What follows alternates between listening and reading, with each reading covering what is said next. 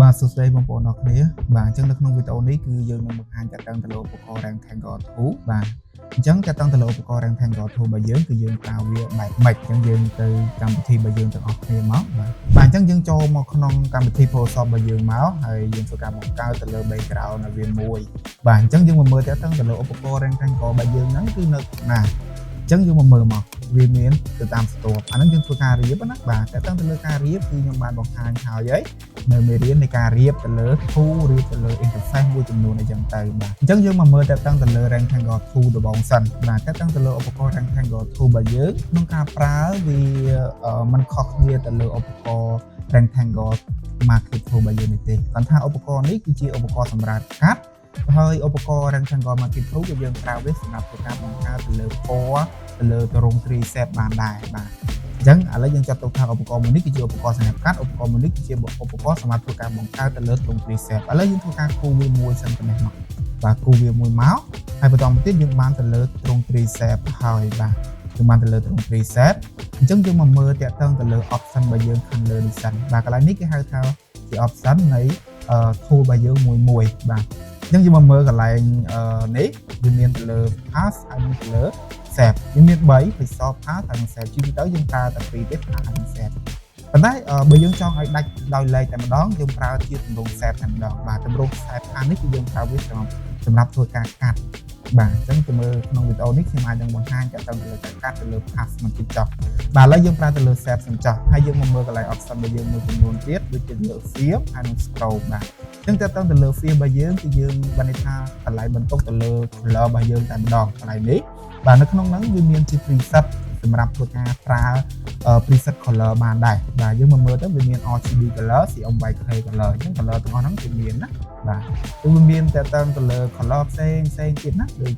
នេះអញ្ចឹងនេះទេ color មានផ្សេងទៀតទៅបាទអញ្ចឹង color នេះយើងអាចនិយាយថាជា preset បាទអញ្ចឹងយើងអាចប្រើនៅក្នុងហ្នឹងក៏បានដែរឬក៏យើងប្រើ color នៅកន្លែងនេះคลิกនៅលើវានេះមកបាទយើងអាចធ្វើការផ្លាស់ប្ដូរទៅលើ color នៅកន្លែងនេះក៏បានដូចគ្នាដែរខ្ញុំដាក់នេះចុះអញ្ចឹងយើងបានទៅលើ color ថ្មីមួយទៀតដែរពណ៌ទឹកក្រូចបាទអញ្ចឹងកន្លែងនេះគឺយើងអាចធ្វើការ change ទៅលើ color របស់យើងបានបន្តមកទៀតយើងមកមើលតែទៅលើ stroke បាទទៅលើ stroke របស់យើងបានន័យថាជាស៊ុំជុំវិញនៃពណ៌ film របស់យើងទាំងមូលតែម្ដងបែបម៉េចឥឡូវយើងបើក stroke មួយខ្ញុំដាក់វាជាពណ៌ខ្មៅបាទអញ្ចឹងឥឡូវនេះ stroke របស់យើងចេញជាពណ៌ខ្មៅហើយប៉ុន្តែយើងមើលវាអត់សូវឃើញទេឃើញតិចបាទដោយសារចំនួន stroke របស់យើងនេះតែមួយឈុតសទេយើងអាចធ្វើការដំឡើងតម្លៃលេខបានយើងទាញវាទៅមកបាទទាញកាន់តែធំតម្លៃ stroke របស់យើងកាន់តែធំបាទយើងអាចធ្វើការទាញតេស្តមើលជាក់ស្ដែងបានណាវាអត់ជាបញ្ហាទេកន្លែងនេះឬក៏មួយទៀតយើងអាចវាយតម្លៃលេខចូលក្នុងនោះក៏បានឥឡូវថតថាខ្ញុំដាក់តម្លៃ stroke តែ20ទេបាទខ្ញុំដាក់តែ20មកតែ20ចឹង20បាទចឹងនេះតើតើទៅលើ stroke របស់យើងអញ្ចឹងយើងមកមើលតើតើទៅលើ stroke ហើយអានេះគឺជា stroke ហើយកន្លែងនេះគឺជា stroke option របស់យើងមួយចំនួនខាងទៀតគឺយើងអាចប្រើវានៅនឹងបានដូចគ្នាដែរបាទនេះគឺជា style ណាបាទជា style អានេះជាខ្សែត្រង់ទៅអានេះខ្សែដាច់អានេះខ្សែអុចចឹងទៅណាយើងមានទៅតាម style របស់វាបែបហ្នឹងដែរអូខេអញ្ចឹងយើងមកមើលតើទៅលើ property របស់យើងមួយទៀតអញ្ចឹងកន្លែង property ហើយនៅកន្លែង option របស់យើងខាងលើនេះវាអត់ខុសគ្នាទេក្នុងការប្រើដូចគ្នាដែរបាទយើងមកមើលកន្លែង window មកហើយរបៀបថា property បន្តមកទៀតយើងមកមើលវាមកបាទកន្លែង apparent របស់យើងនេះបានន័យថាជា color ដូចគ្នាដែរដូចនៅនេះអត់ដូចបាទហើយវាខុសគ្នាកន្លែងនេះបន្តិចហើយកន្លែងនេះក៏ខុសគ្នាដែរមកកន្លែងនេះបានន័យថាវាជាចំណិតកែមឬក៏អាចនិយាយបានថាជាភ័ញនៃសេរបស់យើងនេះយើងអាចហៅវាជាភ័ញទៅកន្លែងហ្នឹងបាទដើម្បីធ្វើការទាញវាអញ្ចឹងណាបាទទាញវាមកកន្លែងនេះវាផ្លាស់ប្ដូរយើងដូចគ្នាដែរខ្ញុំដាក់វាមកសិនមកបាទលក្ខខណ្ឌមួយបើយើងអត់ឃើញទៅលើភ័ញមួយនេះយើងអាចមកមើលកន្លែង view របស់យើងនេះមកហើយរបៀបថា extract យើងចុចលើវាចឹងកន្លែងហ្នឹងវាអត់បង្ហាញឲ្យយើងឃើញទេប៉ុន្តែយើងចង់បង្ហាញឬក៏ដាក់ឲ្យវាឃើញមកយើងដាក់កន្លែង extract មកវានឹងឃើញកន្លែងហ្នឹងឲ្យយើងវិញហើយបាទអញ្ចឹងគឺខ្ញុំមកបង្ហាញកន្លែង property របស់យើងមួយសិនមកទៅទាញលើវាខ្ញុំចង់ធ្វើការទាញនៅខាងឆ្វេងនេះកែងមកយើងខាងឆ្វេងនេះខ្ញុំទាញវាមកហើយប៉ុន្តែយើងមានមើលថានៅពេលដែលយើងទាញមកតែខាងឆ្វេងទេប៉ុន្តែវាជ្រុងទាំងអស់វានឹងធ្វើការមូលទៅតាមតម្លៃលេខដែលយើងទាញមកនេះឃើញណា110 pixel ប៉ុន្តែវាទៅទាំងអស់តែម្ដងដោយសារអីអាហ្នឹងអញ្ចឹងខ្ញុំធ្វើការ control C មកវិញសិនមក control Z យើងមកមើលកន្លែង link របស់យើងនេះកន្លែងនេះដោយសារវាជាប់ទៅលើច្រវាក់បាទជាប់ link យើងដោះទៅលើវាមកអញ្ចឹងយើងអាចធ្វើការទាញវាបានហើយខ្ញុំទាញកន្លែងហ្នឹងអញ្ចឹងវាមកតែជំនាញខាងឆ្វេងទេខ្ញុំទាញខាងស្ដាំខាងក្រោមនេះទាញខាងនេះមកអញ្ចឹងវាមកតែ machine ខាងហ្នឹងទេយើងទាញមកស្ដាំណាបាទទាញស្ដាំអញ្ចឹងវាមកតែ machine ខាងហ្នឹងទេបាទចឹងកន្លែងហ្នឹងយើងធ្វើការដោះលេងវាទៅដើម្បីធ្វើការទាញវាតែមួយបាទមួយទៀតយើងអត់ចាំបាច់ចូលទាញកន្លែងហ្នឹងទេយើងមកមើលកន្លែងខ្វាញ់របស់យើងនេះឬក៏អាចនិយាយបានថាជា corner widget មួយយើងក៏អាចទាញនៅលើវាហ្នឹងមកយើងមកបានដែរបានដូចគ្នាដែរបាទឥឡូវថាយើងចង់ទាញនៅកន្លែងនេះខាងឆ្វេងខ្ញុំคลิกនៅលើវាមួយកន្លែងហ្នឹងតោះតែយើង double click បាទធ្វើការ click នៅលើទីដងទៅវាទាញមកបានតែមួយឈាមបើយើងអត់ double click ទេយើងទាញមកគឺវាមកទាំងអស់តែម្ដងបាទអញ្ចឹងយើងធ្វើការ double click លើវាចុចលើវាពីរដងទៅលើខ្វាញ់មួយហ្នឹងប៉ក់គឺយើងមកហើយខាងនេះដូចគ្នាក៏ខាងនេះមកខ្ញុំ double click លើវាពីរដងខ្ញុំទាញវាបានដូចគ្នាឃើញទេបាទបែបហ្នឹងអញ្ចឹងបើយើងចង់ទាញតំបន់ណាយើង double click លើវាពីរដង click នៅលើវាពីរដងទៅយើងទាញវាបានមកបាទបើយើងអត់ click នៅលើវាពីរដងទេបាទន័យថាយើងធ្វើការទាញទាំងអស់ទៅតែម្ដងបាទ control C មកវិញហើយយើងមកមើលកន្លែងនេះបាទមកខ្ញុំបង្ហាញកន្លែងនេះយើងមកមើលកន្លែងនេះគេហៅថាជាទម្រង់ខ្សែ pass បាទឥឡូវកន្លែងហ្នឹងខ្ញុំធ្វើការបង្ហាញនៅកន្លែង stroke option របស់យើងចុះបាទកន្លែងនេះវាសូអត់បង្ហាញទៅលើឈ្មោះទេប៉ុន្តែនៅកន្លែង stroke option របស់យើងកន្លែងនេះវាបង្ហាញទៅលើឈ្មោះរបស់យើងចុចកន្លែង more បាទក្នុងការប្រើវាអត់ខុសគ្នាទេបាទក្នុងការប្រើណាបាទខ្ញុំទាញវាមកខាងចេះមកខ្ញុំទាញវាមកខាងចេះដើម្បីវាស្រួលមើលចូលកន្លែងមិញហើយយកកន្លែង more option អញ្ចឹងយើងវាបង្ហាញឲ្យយើងឯងបាទនៅកន្លែងនេះគេហៅថា align ហើយកន្លែងទី2កណ្ដាលនេះគេហៅថា cap ហើយទី3របស់យើងនេះគេហៅថាcorner បាទយើងមាន3បាទយើងមាន align យើងមាន cap ហើយនិង corner បាទហើយនេះគឺជា style ទៅលើstroke របស់យើងឥឡូវយើងយកអុចបែបនេះមកបន្តមកទៀតយើងមកមើលកន្លែងនេះខ្ញុំដោះកន្លែង baseline សិនចាំយើងបង្ហាញបន្តមកទៀតបាទខ្ញុំយ៉ាយើងអញ្ចឹងយើងចង់បានទ្រង់ទ្រាយបែបនេះអញ្ចឹងយើងមកមើលកន្លែង align របស់យើងសិនតែតឹងទៅលើ align យើងមាន3ណាយើងមាន inside យើងមាន outside យើងមាន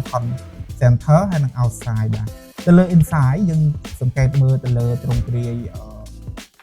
នេះទ្រង់ទ្រាយទៅលើខ្សែ pass របស់យើងកន្លែងនេះយើងយកវាជា center បានថានៅចំណុចកណ្ដាលកន្លែងនេះគឺសំដៅទៅលើខ្សែ pass របស់យើងនេះគឺវានៅចំណុចកណ្ដាលបាទចុះបើយើងយកវាជា inside វិញមើលចុចយកវាប៉ក់បាទអញ្ចឹងបានន័យថាទៅលើខ្សែ pass របស់យើងនេះគឺវានៅ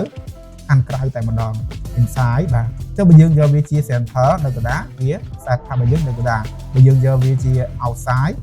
ទៅលើខ្សែ pass របស់យើងគឺនៅខាងក្នុងវិញបាទនេះតើតើទៅលើ align នៃខ្សែ pass របស់យើងអញ្ចឹងខ្ញុំយកវាជា center ឲ្យនៅកណ្ដាលវិញចុះនៅជា center មកបាទឲ្យនៅកណ្ដាលវិញយើងមកមើលតើតើទៅលើ cap បាទតើតើទៅលើ cap របស់យើងបានន័យថាជាធ្វើការវាឥឡូវរបស់យើងនេះគឺវានៅជ្រុងណាបាទវាជ្រុងវា move ទៅលើ cam របស់យើងនេះបាទយើងចង់ឲ្យវា move យើងយកវាថា round ទី2មកវានឹង move នេះឃើញទេ cam របស់យើង move ទៅពេលកន្លែងទី3របស់យើងនេះវាជ្រុងយកជ្រុងវិញបាទកន្លែងហ្នឹងអញ្ចឹងយើងដាក់វាជា move ជ្រុងវិញមកលើក៏បានទី3ក៏បានដែរតែតើទៅលើ corner របស់យើងទៅលើ corner បានន័យថាម៉េចទៅលើ corner របស់យើងអញ្ចឹងឧទាហរណ៍ថាវាមានទៅលើ meter វាមានទៅលើ round ហើយនិងទៅលើ billboard អានេះបានន័យថាវាគឺជាចំណិតឬក៏អាចនិយាយបានថាងាកទៅលើ cam របស់យើងនេះយើងចង់ឲ្យ cam រឿងស្រួចយើងចង់ឲ្យ cam រឿង move យើងចង់ឲ្យ cam រឿងឆែកឬក៏ឆាត់អីចឹងទៅបាទយើងយកកន្លែង meter cam របស់យើងស្រួលយើងយកកន្លែង round cam របស់យើង move ឃើញទេមើលឃើញទេបើយើងមើលកន្លែង cam នេះយើងមើលមកចូលសាមីមកដាក់បដោតទៅលើ cam យើងមកមើលសាមីកន្លែងនឹងដដែលមកយើងមើលកន្លែង cam ហ្នឹងមកយើងយកទៅហើយនេះយើងចាំដូចម៉េចយើងមើលកន្លែង cam មកទៅវា move កន្លែងហ្នឹងបាទយើងមកមើលក្រោយវាបន្ទាប់ default វាជ្រុងវាឆាត់បែបហ្នឹងបាទគឺបានន័យថានៅពេលដែលយើងប្រើទៅលើ corner របស់យើងចង់បែប cam ឆាត់ move ឬក៏ឲ្យវាស្រួលចេះក៏បានដែរតាមទំនងយើងចង់បានបាទឥឡូវយើងប៉ុណ្ណឹងយើងចុច OK មកបន្តមកទៀតយើងមកមើលកន្លែង baseline បាទតែដល់ទៅលើ baseline បានន័យថាជាគម្លាតអីគេជាគម្លាតពី stroke មួយនេះមក stroke មួយនេះគម្លាតប្រមាណយើងអាចធ្វើការកំណត់កន្លែង baseline របស់យើងបានទៀតអញ្ចឹងយើងមកកន្លែងមិញដូចគ្នាយកវាថា more option បាទកន្លែងនេះអញ្ចឹងវាមានតែតឹងទៅលើ baseline វាមានកន្លែង base ហើយនិង gap បាទកន្លែង base ឧទាហរណ៍ថានៅតម្លៃលេខ4អញ្ចឹងកន្លែងនេះតម្លៃលេខ4ទី stroke ពីមួយឈៀងខាងណាឬក៏អាចនិយាយបានថាពី A ពី stroke A មក stroke B ប្រវែងវា4ហើយពីកម្លាតនេះពីកម្លាតអីគេពីកម្លាតstroke 1មកកម្លាត stroke 1បានថាកែរបស់យើងនេះ2កម្លាតធ្វើការដកឃ្លាគឺ2បាទឥឡូវយើងមកមើលតើតឹងទៅលើ dash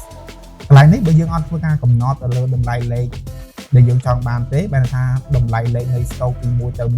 វាស្មើគ្នាទាំងអស់ប៉ុន្តែបើយើងធ្វើការផ្លាស់ប្ដូរវាគឺទៅតាមទម្រង់យើងចង់បានក៏បានដែរបាទឥឡូវឧទាហរណ៍តើតឹងទៅលើ dash ទី2របស់យើងអញ្ចឹងកន្លែងនេះខ្ញុំដាក់វា6មកវាបាន6បាទដល់ពេលទៅលើ gap របស់យើងវាបានប៉ុន្មាននេះ gap ណាបាទ gap របស់យើងវាបានឥឡូវខ្ញុំចង់ដាក់កម្លាត gap ហ្នឹងបានថាពីកម្លាត stroke 1ទៅ stroke 1ប្រហែលឥឡូវខ្ញុំឧទាហរណ៍មើលកន្លែងនេះកន្លែងនេះគឺតម្លៃ dash 4បាទ dash 4នេះពីប្រវែង stroke A មក B នេះប្រវែងនេះ4ពីសល់កម្លាតដកឃ្លាគឺ2បន្តមកទៀត dash របស់យើងទី2នេះគឺ6កម្លាតដកឃ្លា4វិញ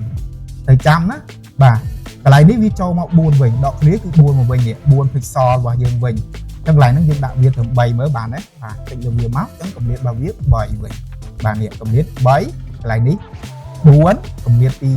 stroke 1ទៅ stroke 1 2នេះ2ដល់ពេលប្រវែងនេះ6ដល់ពេលដកឃ្លាមកត្រឹមនេះ3នេះកន្លែងនេះពី stroke 1មកនេះ3បន្តមកទៀតយើងមកមើលអានេះវាចូល4វិញហើយដកឃ្លាមក2វិញណាបាទអញ្ចឹងកន្លែង dash របស់យើងទី3នេះយើងអាចដាក់តម្លៃលេខដែលយើងចង់បានឥឡូវកន្លែងនេះខ្ញុំដាក់វាត្រឹមតែ5ទេដាក់5ដល់ពេលដកឃ្លាវិញខ្ញុំដាក់2វិញដែរបាទដាក់2មកបានដូចគ្នាដែរអញ្ចឹងកន្លែងនេះ4កម្លាត2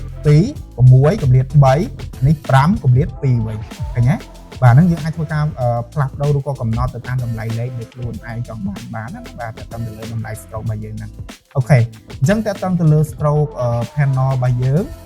ឬក៏និយាយបានថា stroke option របស់យើងគឺយើងប្រើវាបែបហ្នឹងបាទយើងចង់បានទៅតាមទម្រង់ដែលយើងចង់បានអញ្ចឹងទៅចុចអូខេមកហើយជាការស្រេចនៅឧបករណ៍នឹងដដែលមកហើយខ្ញុំធ្វើការគូសវាជារាងការ៉េខ្ញុំចង់បានជារាងការ៉េយើងចុចទី1ជាប់យើងទាញវាមកបានជារាងការ៉េ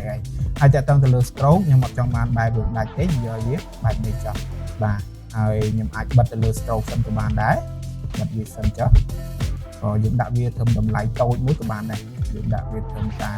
10បានហើយដាក់វាត្រឹម10មកយើងលើវាចឹងយើងបានតម្លៃ stroke របស់យើងបាន10បន្តមកទៀតខ្ញុំធ្វើការ copy ទៅលើ stroke របស់យើងឲ្យបាន4មកបាទចុច alt មួយជាប់មាន mouse 2យើងចុចមកយើង copy វាបានចុច shift មួយដើម្បីត្រង់អានេះដូចគ្នាចុច alt មួយជាប់ដើម្បី copy វាចុច alt មួយជាប់ដើម្បី copy វាប៉ុន្តែគេតាំងទៅលើ stroke របស់យើងឬក៏ទៅលើ shape របស់យើងអញ្ចឹងយើងមកមើលទៅលើ shape របស់យើងមាន4យើងអាចហៅវាជា rectangle ក៏បានជា shape ក៏បានដែរជាទូទៅគេតែងហៅវាជា shape បាទយើងមកមើលកន្លែង corner widget ឬក៏ជា point យើងធ្វើការទាញទៅតាមទម្រង់យើងចង់បានឥឡូវតោះថាកន្លែងនេះខ្ញុំចង់ទាញវាឲ្យវា move double click លើវាមកខ្ញុំទាញវាបែបនេះសិនបាទ double click ទៀតបាទអញ្ចឹងមិញខ្ញុំធ្វើការ double click តែមួយទេចុចតែមួយអញ្ចឹងវាមកទាំងអស់ double click លើវាពីរដងមកបាទហើយកន្លែងនេះខ្ញុំចង់ធ្វើការទាញវាឬក៏ខ្ញុំទាញប៉ុណ្ណឹងដល់ពេលទី2ខ្ញុំចង់ធ្វើការទាញមកពីមួយឈាមនេះវិញបាទទាញមកចឹងមកចឹងវាមួយយើងទី3ខ្ញុំចង់ធ្វើការទាញពីខាងនេះមកវិញហើយពីខាងនេះមកវិញបាទនេះយើងអាចលេងបែបហ្នឹងបានខាងនេះយើងចង់ទាញពីខាងនេះទៅវិញហើយខ្ញុំទាញពីចេះមកវិញក៏បានដូចគ្នាដែរណាយើងលេង style ទៅតាមនេះក៏ដូចគ្នាដែរបាទយើងអាចលេង style បានណាបា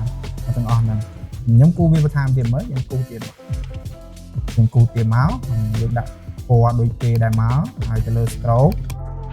លើ stroke របស់យើងដាក់វាពណ៌ខ្មៅហើយតម្លៃលេខវា10ចុចលើវាដាក់លេខ0ទៀតមក10បាទហើយយើងចុចលើវាមកផ្សេងចឹងខ្ញុំទាញវាមកចង់បានបែបចេះ control វិញប៉ុណ្ណេះមកអានេះខ្ញុំคลิกលើវា2ដងចឹងមកនេះคลิกលើវានេះคลิกលើខ្វាញ់វាខ្ញុំទាញវាមកចឹងមកបាន control វិញប៉ុណ្ណេះមកបានបែបនេះទៀតបាទទៅលើតម្រងយើងទាញណាបាទចាក់ស្ដាយយើងប្រើវាចាក់ស្ដាយបានដឹងអំពីតម្រងរបស់វាបាទហើយតើទាំងអស់នេះអាស្រ័យទៅលើយើងអ្នកអនុវត្តធ្វើទេហើយយើងព្យាយាមធ្វើឲ្យយល់ពីវាផងបានយើងច្បាស់តើទាំងទៅលើឧបករណ៍នេះបាទអញ្ចឹងតើទាំងទៅលើ rectangle របស់យើងគឺយើងប្រើវាបែបទ្រង់ទ្រាយបែបហ្នឹងណាបាទយើងអាចបង្កើតវាជាទម្រង់ទ្រង់ទ្រាយ shape បែបហ្នឹងមកយើងពុះបាទពុះមកយើងលេង style បែបម៉េចចង់ចាក់ក្រេឌៀនបែបម៉េចយើងអាចធ្វើការលេងបានដូចគ្នាដែរបាទ Chẳng giờ to cái đó gradient này một cái dương gradient gradient này chẳng cho tăng từ lượng upacore rectangle thu bây giờ thì dương vào về bản năng hay dương mà mơ upacore và toàn một tiết cho tăng từ lượng ellipse và ellipse bây giờ cứ chỉ upacore rung mũ mua chỉ riêng cái mua chỉ riêng mũ cái này bằng cả mua chỉ toàn cơ bản này của bạn đây cái nhé hay dương bằng cả nó là sáng đi bị trâu này mình bật anh này muối và những phù viêm đòn tiết của cả laser viêm mức bạn đấy rồi coi dương phù máu bị trâu này và viêm men của cả laser dương khu này nhé bạn từ ellipse nhưng ba này máu đã đi từ lừa với những ai có ca ban lên style từ tam tầm rong dương bàn ấy những ai có ca chi phô điền mùi bạt cái bật anh ấy chi stroke được bật về máu và nếu dựng lên ban từ lừa phô điền lên khu từ lừa phô điền bàn này ở đây thế tăng từ lừa phô điền dương cho từ một tiết điểm điền cho tăng từ lừa khu từ lừa phô điền khu từ lừa chẳng thể tăng từ lừa ca pra từ lừa upacore ellipse bây giờ ở thể tăng từ lừa upacore rectangle lừa bạc lừa từ vòng kia năng kề mà chúng ta được biết là chúng tôi này có chỉ riêng vùng mùi hay mưa upacore của bây giờ nhưng mà mưa thể tăng từ lừa upacore bây giờ rectangle thú và từ lừa rectangle thú bây giờ đấy nhưng tôi ca thu máu vì miền chỉ riêng chẳng cao cái chỉ riêng cây cao đó và chỉ riêng cây cao này bà dân trong kia gì mất dân kia như bà này tiền như bạn ta nói dương tiền máu bia màu từ từng o đi xa ấy đi xa quanh bây giờ nó nhiên là mùi thì khả năng làm tiền thế này thì là hay mà mưa upacore và tốt polygon thủ và dương cô bia chẳng máu và dương cô bia máu mở miền từ tam cái nấy thì bây giờ hay dương mưa cái này này máu cái này rồi thì những cây mà dưới nhiên cùng bày thế thì ngay kia bia đặt đo bà nó đắt ba cả dương cây bia nó máu đặt đo dương chạy lừa chạy máu vì chỗ nó lừa cái này làm mùi máu vì chỗ máu rất đỏ dương cho man bay cái của bàn đấy chạy lừa vía cũng đặc biệt bầy máu rồi có đặc biệt chỉ 4 chia riêng cái vậy chạy lừa vía cho máu thì chia riêng cái rồi man bay cái chia riêng tay cao bây giờ vậy và bầy máu lừa chia riêng tay cao bây giờ vậy cái nhé và chân cứ cà pra hot cock như thế đặt stroke đồ po xẹp đồ po ấy ban từng và hơi nhưng mà mơ cái này ní bạn tha tôi cả tiếp bia zero horizontal bạn tha vì cây một đám thì lứa chọc vào mình đừng thấy nhé và bạn năng chân trong cam phá việc khó tệ đôi nhiệt thế còn thà về miếng rục riêng từ tam rong đấy thu bây giờ năng và nhưng mà mơ từ lừa upacore và toàn một tiết cứ trả tăng từ lừa láng và láng cái chia bằng cọp cài tròn nhưng ai chịu vì máu nhưng đặt từ tam đồng lại stroke cho mang việc bản á nhưng mà tiền cái này đi của bán nhưng mà tiền lại ní của bạn được từ này dương cho bạn từ lừa stroke bây giờ đạch nhưng mà mơ cái này và trong bạn bài mù nhất của bạn này và nắng từ tam rong dương trong bạn đấy dương cho bạn mà đẹp mà nhưng anh cu viên chia riêng lời nó bán cái này đấy là khó mỗi nhầm bật viên và các tăng từ lừa sai line bây giờ thì dương cho ca cu viên đẹp nắng máu hay từ lừa lái cái dương anh bằng ca viên chia trồng lợi đó và dương cũng bằng ca chia trồng lợi bạn mình thế dương cho một cái này nắng máu của tôi nó chỉ đang thành còn khu viên trong sân máu đặc biệt là nếu mà bạn chứng nhân đạo vía chia qua phía nhưng mà từ lừa stroke chứng từ lừa trồng lợi dưới nhưng đạo vía qua cùng mai kế của xa nhà máu và những bạn còn đấy rồi một tiếp nhưng cục tiền thì còn nếu những tiền từ lừa lại bây giờ mà crom thì nó hay là khi mà crom nó và thấy những cục vì muối cho ao muối chốt cục vía cục tí ô từ lừa cho nó và cái xi muối là bây giờ tròn và năng máu bàn chẳng đặc biệt trong cái những cục vì một tiết đạn nơi trong cái này cái đà trong cái đà này nó chỉ là tròn nó thì này cái đà những tiền như từ lừa hai những đầu qua line bây giờ đã vị trí qua sò và đã chỉ qua sò nó là về xuống mở không lấy qua sò như cho nó lên xài láng thật là line bây giờ má bây giờ có thể là sâu sò nhé như bạn thì lỡ trong lời người bạn và những ai lên slide bài mình bạn hay dùng mơ top để tăng từ lỗ upacore custom set và tới tăng từ lỗ upacore custom set bạn tham vị trí preset những ai thuộc cả đồng làng bây giờ mà sắp bán vàនេះគឺជា preset មានស្រាប់ៗចឹងយើងគូវាមកយើងចាំបាច់ទៅធ្វើការគូសឬក៏បង្កើតទេខ្ញុំមិនចំណាយពេលយូរយើងអាចប្រើទៅលើ preset ប៉ុន្តែក៏យើងអាចរៀនទៅលើការគូសវាបានដូចគ្នាដែរបាទយើងរៀនទៅលើការគូសទៅយើងស្ទាត់ហើយយើងប្រើទៅលើ preset ក៏បានដែរជាបញ្ហាចឹងដល់ពេលមកមើលកន្លែងនេះតែខ្ញុំចាំបានជារៀង shadow យើងអាចដូរពណ៌ដូរអីបានចង់បានជារៀងសញ្ញា crease បានជា crease ចឹង យើងអាចដូរបានអត់បានយើងឈើលើវាមកដាក់ពណ៌អីពណ៌នេះដូរបានទៅទាំងអស់បាទអញ្ចឹងកន្លែងនេះគឺខ្ញុំបង្ហាញចាក់ទៅលើការដំឡើងអញ្ចឹងកន្លែងនេះដោយសារនៅក្នុងកម្មវិធីតែមកវាមានតែបន្តិចទេអញ្ចឹងចង់បានអាទាំងអស់ហ្នឹងក៏យើងធ្វើការដំឡើងទៅលើ preset ទៅចូលបាទអញ្ចឹងខ្ញុំបិទវាចេះទៅមកនេះខ្ញុំបិទមកចាក់ទៅលើការដំឡើងខ្ញុំចូលមកកន្លែង setting នេះវាពាក្យថា import គឺ import save យើងអាចចុចបែបហ្នឹងមកអញ្ចឹងយើងអាចទៅមើលទៅលើឯកសារដែលយើងត្រូវដំឡើងមកនេះយើងចូលកន្លែងនេះហើយយើងយកពាក្យថា all preset ទៅវាមកអញ្ចឹងយើងយកតាក់ទងទៅលើ save នេះក្នុងពេល save ហ្នឹងអញ្ចឹងយើងមកមើលនេះឃើញទេសិតតែ preset ទាំងអស់ហ្នឹងយើងអាចធ្វើការដំឡើងវាចូលយូរថាកន្លែង symbol នឹងដំឡើងនឹងមួយមកអញ្ចឹងយកពាក្យថា load អញ្ចឹងវាចូលយើងនេះ symbol យើងអាចចូលយកមកគូសបាននេះណាចូលបានជាឡានចូលបានជាអីទៀតបាទយើងមើលទៅអញ្ចឹងយើងអាចចូលថែមវាបានប្រហែលជាបែប panty ហ្នឹងក៏បានដែរឃើញទេងាយយើងអត់ចាំបាច់ទៅគូសអីទេយើងប្រើទៅលើ preset ក៏បានដែរអានេះតាក់ទងទៅលើការដំឡើងចូលហើយមួយទៀតខ្ញុំយើងទៅមើលតាក់ទងទៅលើ website ក្នុងការទៅទាញទៅលើ preset ទាំងអស់ហ្នឹងបាទយើងចូលមកលើ Google របស់យើងមកហើយយើងមើលតាក់ទងទៅលើ website គឺឈ្មោះថា Brassis បាទយើងចូលមកកន្លែងហ្នឹងវាយពាក្យថា Brassis មកលើថា Brassis វាយថា Brassis យ៉ាអត់ដក clear ទេ C Z Y ហ្នឹងមកទៅ enter បោះយើងចូលមក website ទៅលើវាមកវា free ខ្លះក៏ free ដែរយើងចង់បានអីគេជា set បាទជា set មកជា set star មើលអូខេនេះអញ្ចឹងវាបានឲ្យយើងយើងអាចធ្វើការដំឡើងទៅលើ preset ហ្នឹងទៅយកទៅប្រើវាបានហើយបាទយើងអាចយកទៅប្រើវាបានហើយយកជា set អញ្ចឹងនេះវា recommend ឲ្យយើងមើលទៀតប្រហែលជា set ក៏បានចាំបានជាលើឧទាហរណ៍ថានេះខ្ញុំចុចដំឡើងនេះមួយឧទាហរណ៍ចុចលើវាមកបោះអញ្ចឹងយើងមើលដែរអានេះវា free យើងដំឡើងបានកន្លែងខ្លះវា premium យើងអាចធ្វើការដំឡើងយកទៅបាននេះគិតលុយបាទអញ្ចឹងវាចូលហើយខ្ញុំធ្វើការចូលលើវាហើយយើងធ្វើការពលាវាមកឬក៏ចេះក៏បានដែរខ្ញុំ double click នៅលើវា2ដងមកវាចូលទៅបាត់ហើយបាទវាចូលមកហើយបាទ double click វាចូលមកក្នុងកម្មវិធីរបស់យើងមកហើយយើងចូលមកកន្លែងហ្នឹងមកហើយយើងមកមើលចូលនៅបិទកន្លែងនេះមកនេះឃើញទេតោយើងមាន40 vector នៅហ្នឹងទៀតបាទយើងអាចយកទៅប្រើបានជា folder គូសវាមកជា folder ឃើញទេនេះជា folder យើងអាចដូរពណ៌បានទៅផេះមកបាន folder មួយឃើញទេយើងចង់បានអីទៀតយើងមើលបានអីទៀតជារៀងកូនសោក៏បានចុចលើវាមកស៊ីមួយមកបានជាសោមួយបាទឃើញទេបាទអញ្ចឹងតាក់ទងទៅលើឧបករណ៍ Rectangle 2យើងមាន Outdoor 6ហើយឧបករណ៍ទី6យើងប្រើទៅលើ preset សម្រាប់តែម្ដងបាទហើយ Rectangle គឺយើងពុះទៅតាមទម្រង់ដែលយើងចង់បាន Ellipse ជារាងវងមូល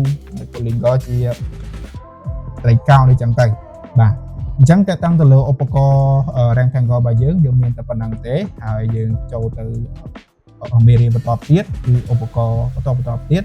គឺនឹងយើងនិយាយតាក់ទងទៅលើការបង្កើតស្មៅឬក៏ក្នុងការចាក់ទៅលើ gradient បាទយើងមានឧបករណ៍បន្តទៀតដែលយើងត្រូវរៀនបាទអញ្ចឹងតាក់ទងទៅលើឧបករណ៍ Rectangle របស់យើងមានតែប៉ុណ្្នឹងទេជួបគ្នានៅក្នុងវីដេអូបន្តទៀតសូមអរគុណ